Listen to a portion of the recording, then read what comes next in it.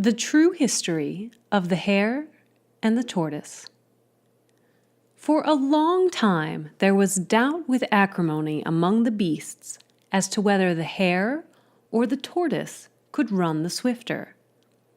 Some said the hare was the swifter of the two because he had such long ears, and others said that the tortoise was the swifter because anyone whose shell was so hard as that should be able to run hard too.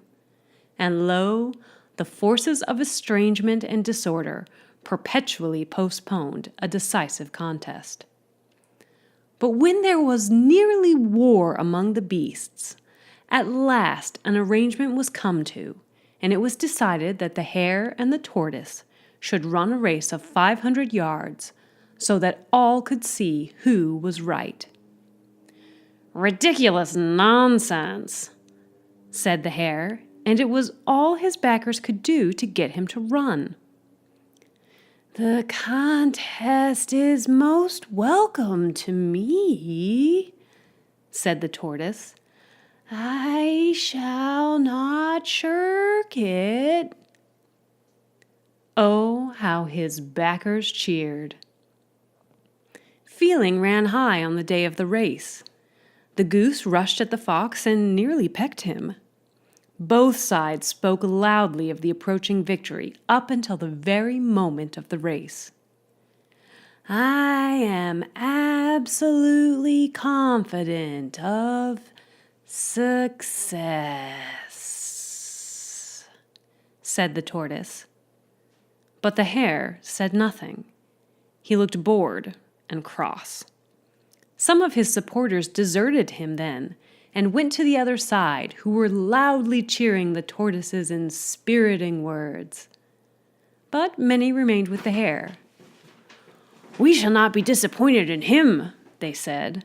"A beast with such long ears is bound to win." "Run hard," said the supporters of the tortoise. And "run hard" became a kind of catchphrase which everybody repeated to one another. "Hard shell and hard living, that's what the country wants. Run hard," they said. And these words were never uttered, but multitudes cheered from their hearts. And then they were off, and suddenly there was a hush. And the hare dashed off for about 100 yards. Then he looked round to see where his rival was. "It is rather absurd," he said, "to race with a tortoise." And he sat down and scratched himself. "Run hard," shouted some. "Let him rest," shouted others. And "let him rest" became a catchphrase too. And after a while his rival drew near to him. "There comes that damned tortoise," said the hare, and he got up and ran as hard as he could to be sure that he would not let the tortoise beat him.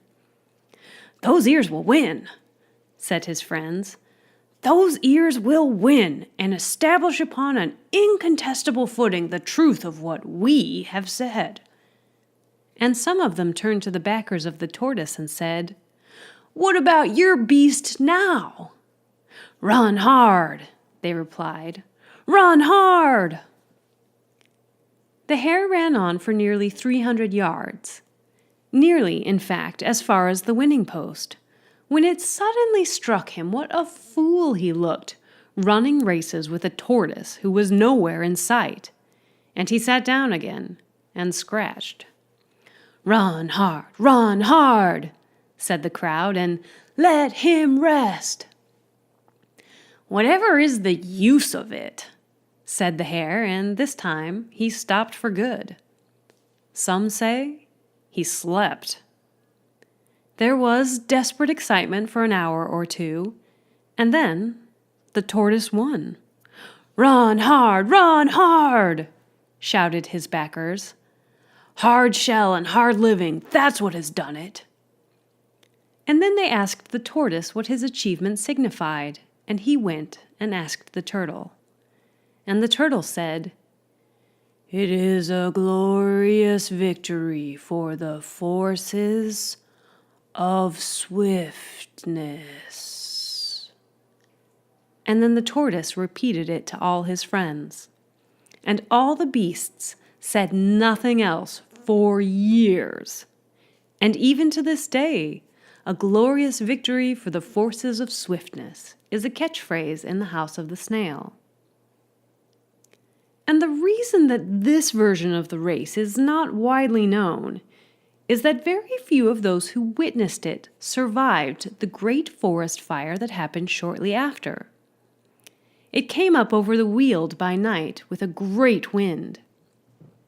The hare and the tortoise and a very few of the beasts saw it far off from a high, bare hill that was at the edge of the trees, and they hurriedly called a meeting to decide what messenger they should send to warn the beasts in the forest.